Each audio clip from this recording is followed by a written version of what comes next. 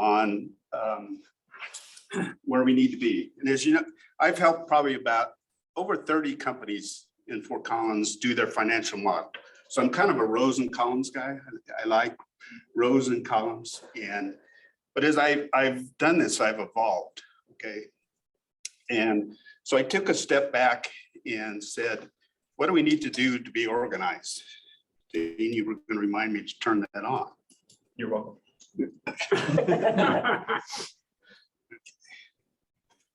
Let's advance here.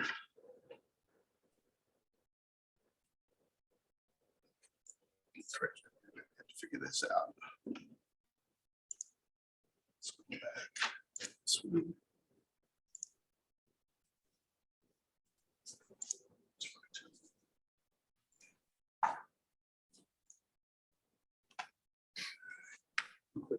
Screen should do that.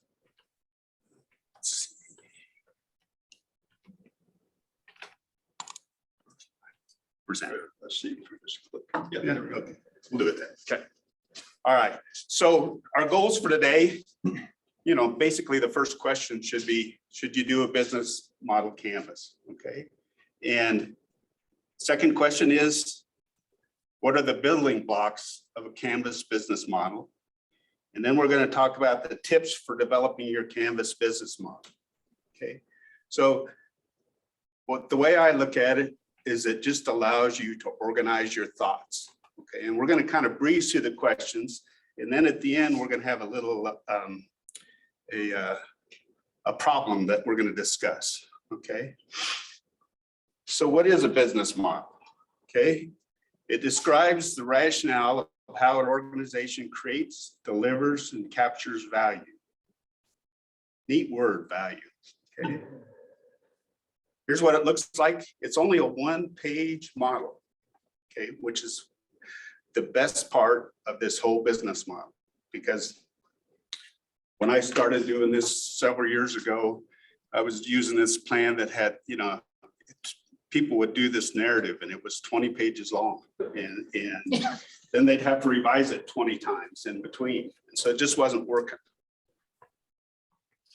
Okay, the first building block is customer segments. So for whom are we creating value? That's your first question. Basically, who's your customer? Who's your target market? Who are your most important customers? And you need to learn to prioritize a little bit, especially at the beginning. Most of the companies I deal with are really idea stage. Okay, they don't even have a minimum viable product. They're just idea stage. They want to serve everybody. Well, that won't work. What are your customer archetypes? What are the different breakdowns of the customers that you have? And I did this exercise the other day, last week, and I have idea stage customers. Customers have minimum viable product. Those are in that stage where they need to pivot because it just is not working. And those who are in the stage where they want to scale up. All right. One of the most important questions that I've found is, what value do we deliver to our customers? Okay, the secret sauce. Which one of our customers' problems are we helping to solve? Okay. Are we a solution in search of a problem, or are we the other way around? And what bundles of products and services are we offering to each other, each segment? And which customer needs are we satisfying? Okay, so I talked about a little example. So who read the news last night about CNN Plus? Anybody? Chris, what happened? They got about 10,000 subscribers a day. Yeah, so they actually don't have 10,000 subscribers, they have 10,000 users. Users. Okay. Yeah. So CNN hired a really high-powered consulting firm to study doing an online news service with a paid subscription. I'm sure they paid these guys a lot of money. Okay. The projections were that they would have 1 million subscribers, paid subscribers at $5.99 a month in the first year, and 5 or 6 million over 5 years. So far they have 10,000. Okay. And their model called for them to invest $1 billion. They've already invested 300 million. Okay, and I'd like to have a little of that to spread around the companies, right? Okay, so we're going to talk about that example when we get done, because we're not. And keep in mind when I go through these questions, which one do you think that they might have done wrong? You know, very high-powered guys, people who do this all the time, you know, get paid a lot more than me. Okay. Next question is customer channels. Through which channels do our customer segments want to be reached? How do other companies reach them now? Which ones work best? Which ones are the most cost effective? Okay. Our next building block is customer relationships. Okay. How do we keep, get, and grow customers? Which customer relationships have we established? How are they integrated with the rest of our business model? And how costly are they? Okay. And if you think about these questions and you think about what I like to do as a financial model, you already have some of them right there. Okay, so the next block is Canvas revenue streams. For what value are our customers really willing to pay? For what do they currently pay? What is the revenue model? What are the pricing tactics? The next one, key resources. What key resources do our value propositions require? What key resources do our distribution channels require? What key resources do our customer relationships require? And what key resources do our revenue streams require? Okay, what key activities do our value propositions require? What key activities do our distribution channels require? How about our customer relationships? Again, think of this in relationship to that financial model. Okay, our key partners. Who are our partners? Who are our key suppliers? Who are our key resources? In which key activities do our partners perform? And cost structure. What are our most important costs inherent to our business model? Which key resources are most important? And which key activities are most expensive? All right, so there you have it, a one-page business model. It's a way to organize your thoughts and build on, okay? So tips, keep it simple. KISS actually means one more word, but just keep it simple, all right? Just start out with one answer to each question and build on that. Okay, keep it to one pager. Make sure it's easy to start over. It's easy to do more than one scenario. If you get it all done, you go, I don't think this is going to work. All right, it's easy to build on.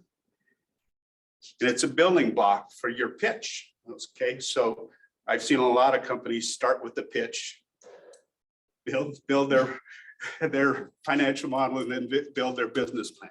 Okay, start with a business plan first and use it as a building block for your financial model. Use it as a building block for your business plan. Okay, so last 2 weeks I took CSU's Venture Validator class, which I would highly recommend. Okay, basically goes through the Canvas business model and actually goes a little step further. So you interview customers. Okay, I got a lot of my information from this book, Business Model Generation. And I want to put in a plug for the Larimer Small Business Development Center. They have a class coming up, Business Plan 101 on May 4th. And also Kurt Baer, who most of you know, is currently doing a class on the Canvas business model and then the financial model. So there's some resources for you. Okay, so that was real quick. I think I'm out of time, but so let's talk a little bit about CNN Plus. What do you think they did wrong? What things did they do wrong that this spot here? Probably didn't talk to the customers enough. Okay, and what value are they given? So I read lots of articles last night that they said, okay, You want to charge us $5.99 for something, you get free here. Okay. So what's the value proposition for a subscription to CNN Plus? Exclusive content's really the only thing they can differentiate with, but Pardon? I said exclusive content would be the only thing they can really differentiate with, but there's other competition that's gonna offer the same thing, so Yeah. it's sunk a boat before they. Stupid idea. Well, Or so it's just an idea. there's others that are trying to do this same kind of thing. But you see it more with the entertainment side. Okay, so if you watch, I like TV, and so if you watch some of the CBS shows, then they have a subscription, separate subscription service. Okay, but I think that's targeted at a different customer, the person who doesn't have cable or something like that. It's also exclusive content, right? Like HBO, CBS, like Right. all the streaming services basically have, hey, you can only get these certain shows if you subscribe to our platform. There's no exclusivity in news unless you have the only in on a story, which. Well, and a lot of them are 24/7 now, and so it's actually regurgitating, repeating. So, yeah, interesting business model and huge investment, not only in money, but talent. I mean, they went out and acquired talent from all over the place to do this online news service. Man, and like I said to Chris, the news stories say 10,000 users, not 10,000 subscribers. I think there's a reason. Yeah. So Mike, I wonder if they even were working on the right problem. I'm not sure what problem they were trying to solve. I mean, there's Yeah, more stuff out there, right? they needed money. Right, that's it. How do we get more revenue? Yeah, yes. Any, for those of you who haven't used the business model canvas before, any questions on how to use it well? He's the guy to ask. Has everyone used it before? So like I've said, I've kind of evolved and taken a step back from the financial model and started saying that when people come to me and say, can you help me with a financial model? I go, okay, if you would do this first, okay? Because I'm going to basically ask you the same questions as we go through the model, okay? And so then you can organize, sit down and think and get organized, and then it'll go much faster. Is the canvas model yours or is it? Oh, no. And that, when I first started saying I gotta be organized, I thought, I'll think up all these cool questions. And then I went to a few sessions, and I think I was at a Sage deal or maybe the startup week several years ago. And I saw a presentation on this model, and it's actually pretty widely used right now. So it's in the public domain? Right. Yeah, it's pretty open source. Yep. Yeah, Strategizer. is the website. Another good reference is if you go to Udacity, the learning place, you can download Steve Blank. He's an entrepreneur he didn't invent this BMC model, but he invented what he calls lean startup process. And the process uses this tool as a primary thing. So it's a whole series of, I think it's 10 or 12, lessons that you can go through, log on to Udacity, and you don't have to pay. I think it's a freebie on that particular course. And you really want to see how it can be used. That's the other part to this is here's this tool. What do you do with it? Right. And you can do a lot of different things with it. So I see Alex has a question online. Yeah, hey, thanks for sharing that. When I used to run an accelerator, we talked about business model canvas all the time, and so yeah, Strategizer is like the main group that came up with it, and then they also have something that I think is really interesting too, which is the value proposition canvas. And I used to tell people to actually start with the value proposition canvas before you do the business model canvas, because you have to do enough customer discovery, like through lean startup process, to really understand that. And then once you have a solid understanding of your value proposition, then you can expand to those other boxes in the business model canvas. So I'm curious to get your thought on the value proposition canvas and how you typically tell folks or recommend that folks start. because both tools are awesome. And I second Steve Blank's YouTube videos. When I got started with my company, I watched a gazillion of them and became very tired of Steve Blank very quickly. But good stuff, and ties straight into the business model canvas. So Okay, I see Carl has his hand up. Do you? Yeah, so I've used this a number of times, and I've seen there's a tendency sometimes for people to want to like redefine the boxes and say, well, you know, that box doesn't really apply to my situation. And what I generally advise people is go ahead and use it the way it is first. And then once you understand the questions that it's helping you to ask, then go ahead and modify things if you want to, because ultimately this can be adapted to lots of different situations. But you know, the tendency is to say, well, that box doesn't apply to me, but what that really means is that you want to avoid asking these questions because they're like kind of difficult. The other thing is I've done some work on using this in a nonprofit situation. And so that really is a case where I had to go and redefine some of the boxes.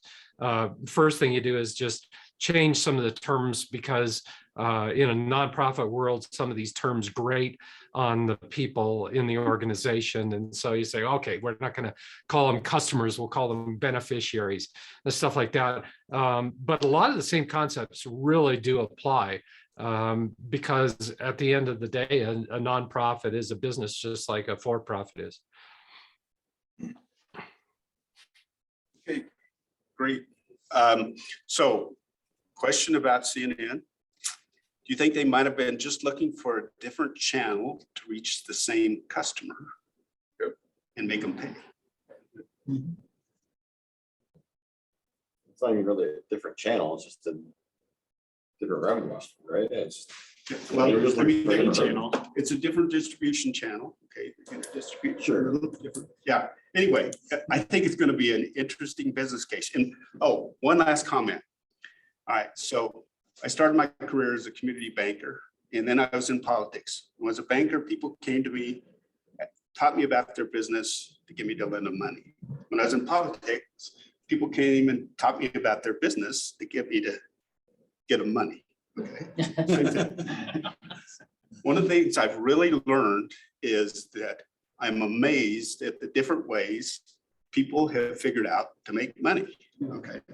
And so when somebody starts talking to me, or when we have a pitch here, I don't want to put a roadblock in any way, because I try to help them figure out, maybe there's some big barriers that they got to figure out to get around. But gosh, people can make money so many different turbo, you know, what a great concept. But 10 years ago,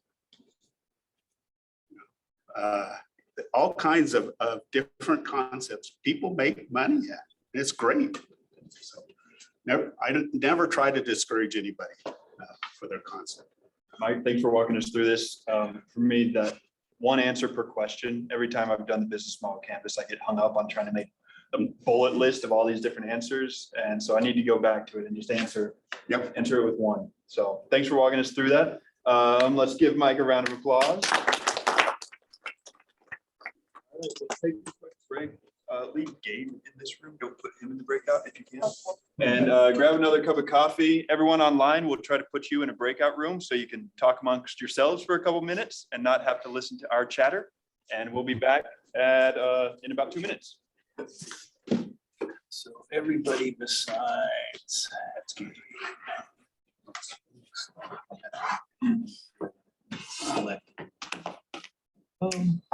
How far along is this? Everybody started talking about it. Boom. All right. Everybody went into a room except for Dave. See, we were. Oh, I guess that. We talked about Galvanize is it's actually a new spot to look for possible. Junior, it's like a coding school. It also is a shared working space. Pretty much down in Colorado. Get your calendar. Collins. campus right when Turboton was getting going. So we moved in there and it was great. I mean, I said we, it was just me, but surrounded by coding students, coding instructors and stuff. And Kurt came and pitched. Gave talks about raising math. I'm at the tail end So I of was probably it. out for 6 months. I didn't know why. What's that? COVID negative, Oh. Where were you? Right, just launching. Well, it's just now that we know this helps, right? Like my symptoms in here with me. Yeah, I mean, we had hired a software development company. And it's one of those things where it's like, it must have gotten it because someone else. Um, I mean, it took us about 3 to 4 months of. I'm good. How you doing, Jenny? All right, I guess you'd can I call have it a cold? MVP. I still I feel mean, that's weird what about it being was. I didn't even crowds. know that term then, but maybe. it is. Oh, I haven't I've read been not wearing my some mask, Star but stuff, so. I picked something up. But yeah, it was about 3 to 4 months. What's going around? 2 o'clock. Yeah, it's not from the students though. I'm gonna try to do the. I Yeah, believe I mean, it it's wasn't from like writing the clear bus versions. I mean, we were doing it like once a I week. had to drop my car off. So there- it's not like You know, we it's like the like- only thing that we was never out did of a my major routine. pivot, like, to drop my car off. we and then launched head day to one bus with school. Yeah, I know you have a couple Screening, of cars, but parking. I just can't envision you driving a car. I drove I today. would say All I one can thing, see it is you on a wasn't bike. pretty. That's all I can I see. know. The worst thing is Functionally, it was working, but. I park in the lot. Craigslist Yeah, has- after you know, the very- day Marcus and I went to get breakfast and I came back and had a ticket. I'm like, you know, this is stupid. The garage costs like $1. Yeah. They have that app too, which makes it super easy. I know, I have the app. I was like, this was dumb. Why did I park on the street? All right, everyone got your coffee, find your seat. We will shut down the breakout room, get everyone back in here and get Gabe started. Hire all All the developers that did the initial, or. No. What did you say? Maybe you can hear us of already. them. The second. You can probably hear everybody. Can you guys, yeah, I can hear you guys. Can you hear me all right? Yeah. All right, awesome. Okay, so I don't know how I feel about being such a giant face on the wall right now. I can move the camera so you're not watching yourself. I don't care. It's just interesting noticing the delay. Oh, okay. But yeah, then I'll move the camera so it's not a distraction. All right, well, Gabe is, oh, Chris. Yeah, you just give everybody a second to come back here. It's gonna take everybody. Yeah. And I can actually just pin you guys, so I'm looking at the room, which is what I would be doing anyway. Yes.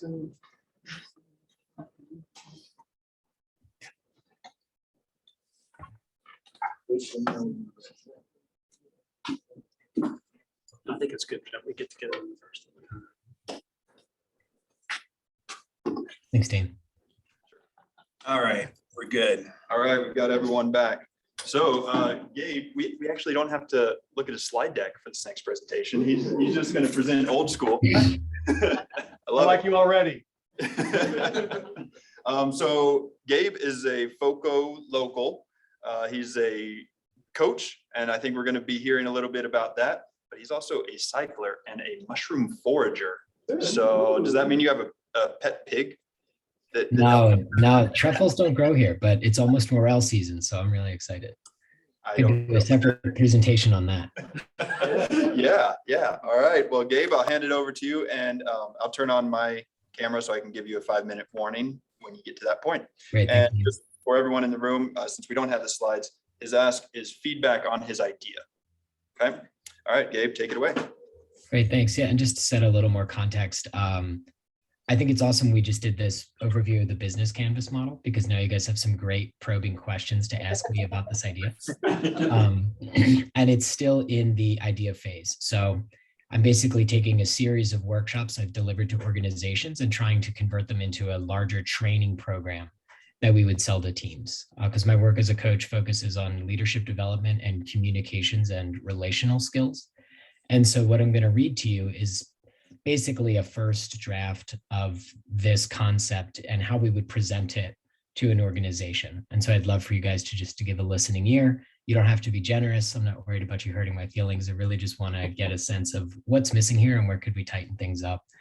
And if I'm a little like distracted, I donated blood this morning, so I'm a little woozy. It's just no feedback on the quality of the presentation, just the quality of the idea, please. Cool. So with that, I'll kick it right off. So the program's called Authentic Leadership, Relational Training for Modern Teams. We up-level leadership talent by transforming how teams connect and communicate so that people love where they work and love who they work with. If we're spending over half our lives at work, shouldn't we enjoy it? Authentic Leadership provides communication and relational skills training for leaders and teams. Our experiential small group training focuses on the core skills that make modern leaders effective, especially in the new normal of hybrid and remote work. Authentic Leadership training provides the emotional intelligence skills we were never taught and all should have received in high school. Through the Authentic Leadership training, our client organizations increase retention for leaders and frontline. High potential talent grows faster internally, and more people remain with the organization over time. By practicing communication and relational skills, employees feel a greater sense of safety at work, meetings are more efficient and effective, and collaboration and productivity both increase. The Authentic Leaders training consists of 6 weeks of experiential 90-minute workshops where leaders and teams get into practice and play with core skills right away. We keep the theory to a minimum, focusing on direct practice and assessment. We provide core skills assessment surveys to measure ROI and skill growth in chosen areas before and after the program. Skill focus areas, length, and surveys can all be built to suit for the needs of an organization. Authentic leadership skill examples include conflict mediation, giving and receiving feedback, empathy and listening, executive presence, taking ownership, and managing boundaries. Are you ready for your team to love where they work? All right. Keep it short and sweet. Cool. That's it. Yeah, plenty of time to walk through the whole business model canvas. Yeah, I really didn't. I wanted to just keep it to the most basic version of a pitch and just get a sense of how that idea lands. Yeah. All right. Carl, I see your hand up if you want to jump in. Yeah. So is this intended to be delivered verbally or in written form? This is just, I think this is going to be in written form. Okay. The reason why I ask is because I realize that there's sort of different styles of delivery. When we do it in spoken form, you can't use long lists and the word "and" too often because it makes the sentences more complicated. And, you know, when you said we focus on experiential development, it's like, wow, that's a nice, clean sentence. You know, it's like that gives me something meaty to chew on. As opposed to later on when you had the list of the 5 things that you do. And it's like, oh, I get lost in the middle. But when I'm reading it, it's not so bad because you can go back and reread words and go at a different pace through this sentence and stuff like that.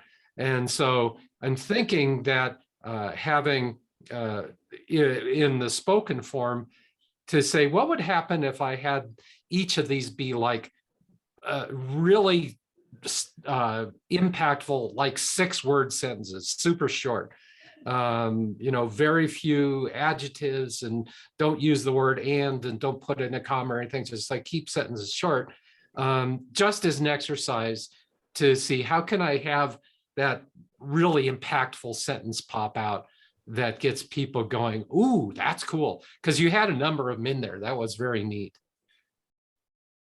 Awesome. Yeah, thanks, Carl. I appreciate that. And pro tip for anybody out there who wants to incorporate Carl's feedback, there's an app I use called the Hemingway editor. You could just Google Hemingway app and it basically edits your sentences for all of the run-ons. Oh, cool. Yeah. I didn't have time this morning to do it for this. No, that's It's neat. a really useful tool. Joe? Yeah, so I like the words. I found it kind of inspiring. I like the, you know, what if kind of, you know, imagine if everybody loved I just love that. My question on a business perspective, I think business model canvas might help with this is, that's a pretty crowded space you're in. How are you different? Like what's truly different? And there were some things like you can do it remote, you can do it hybrid, and you can do it really well that way. All right, there's quite a few folks out there doing that too. We're actually one of them. So you're one of my competitors. And I say this with love, right? How are you different? I think it's a question worth asking. Yeah, thanks, Joe. I appreciate that. How could you make it stand out, like the difference a little bit more? Yeah, I think I'd echo the same thing, Gabe. I think anyone that's been in, especially a larger company, knows that that's a very needed value to bring to the company.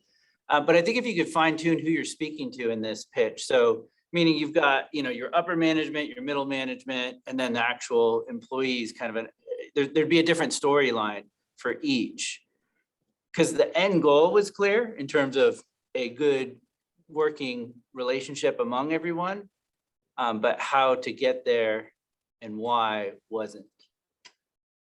Got it. How and why. Thank you for that.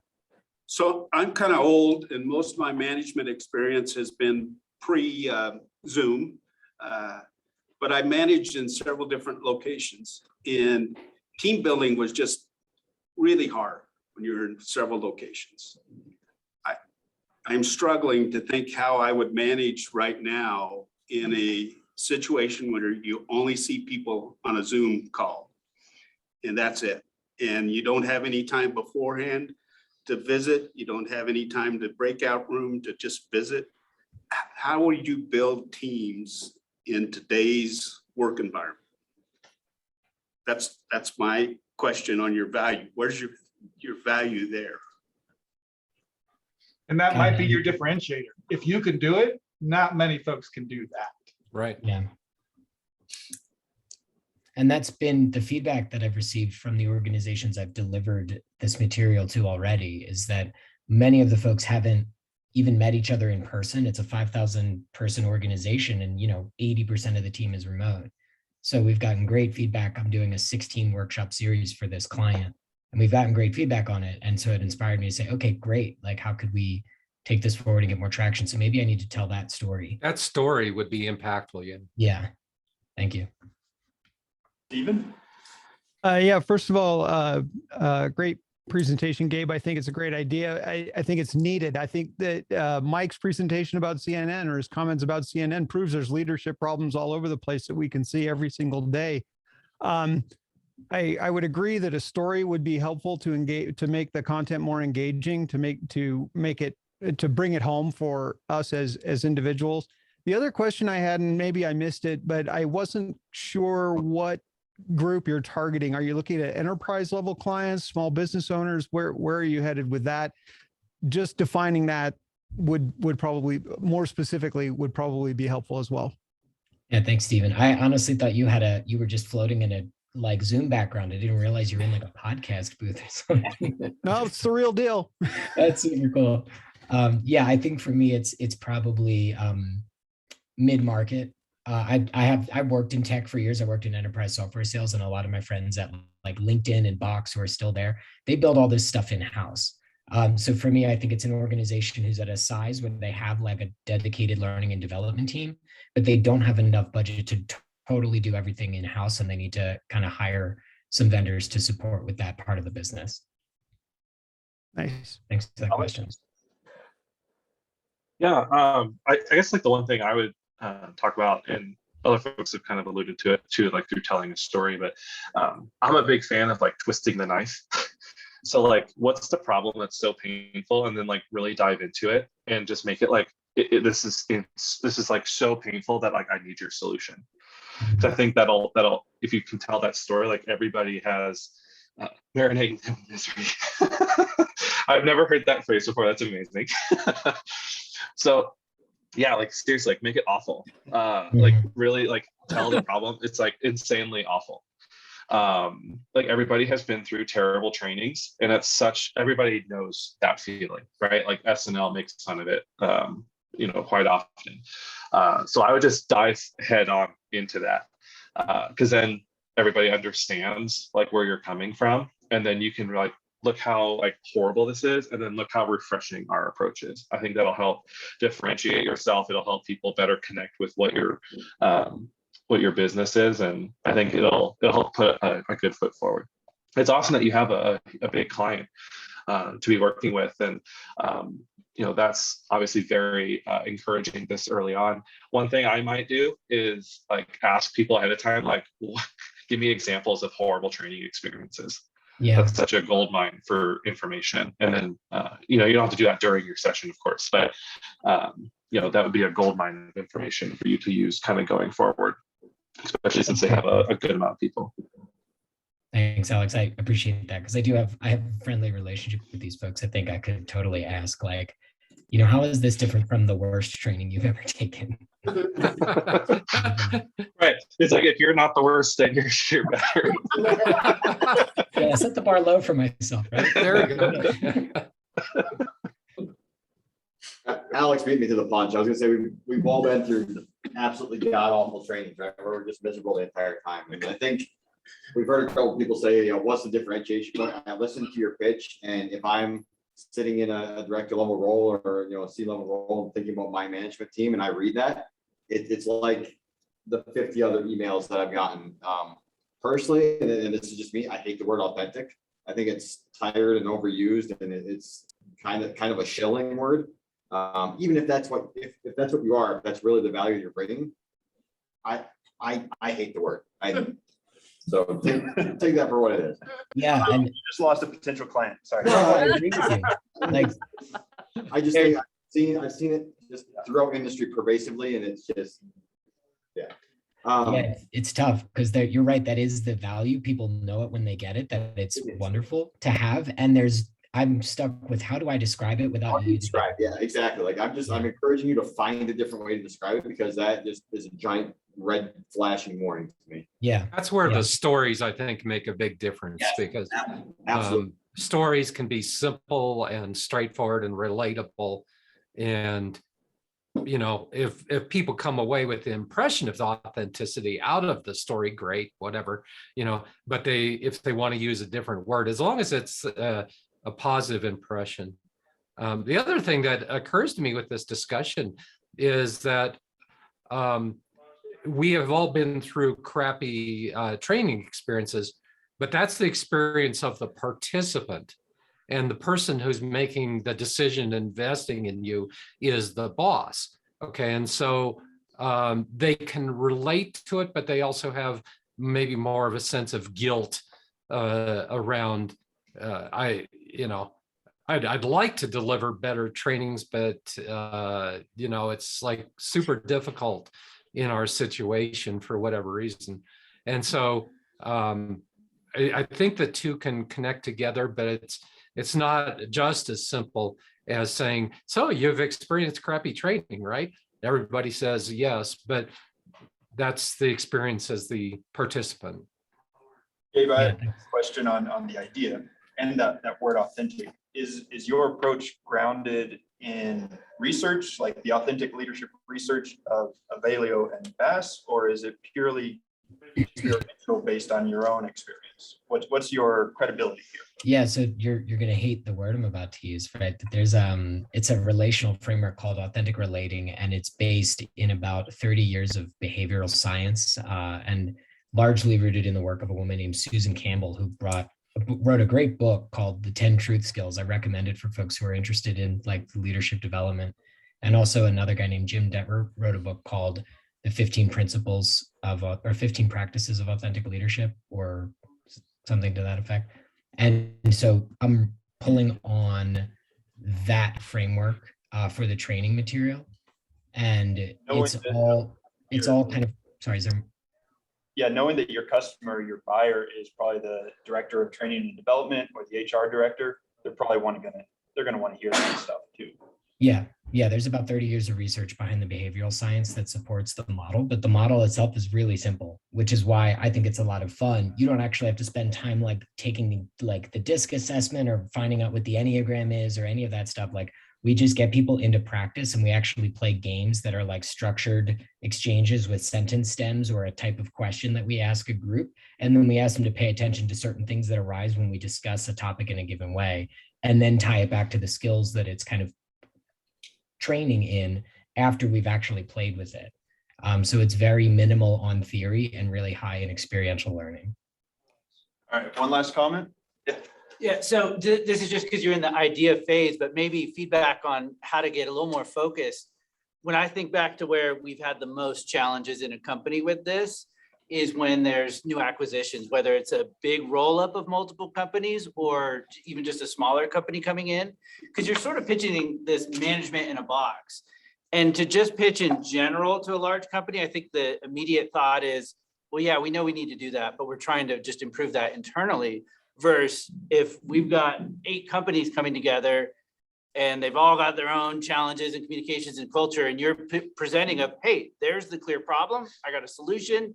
And you can almost pitch that more to the PE firms doing the roll-ups. Might be an interesting target market. Thanks for that idea. All right. Gabe, did you get what you needed today?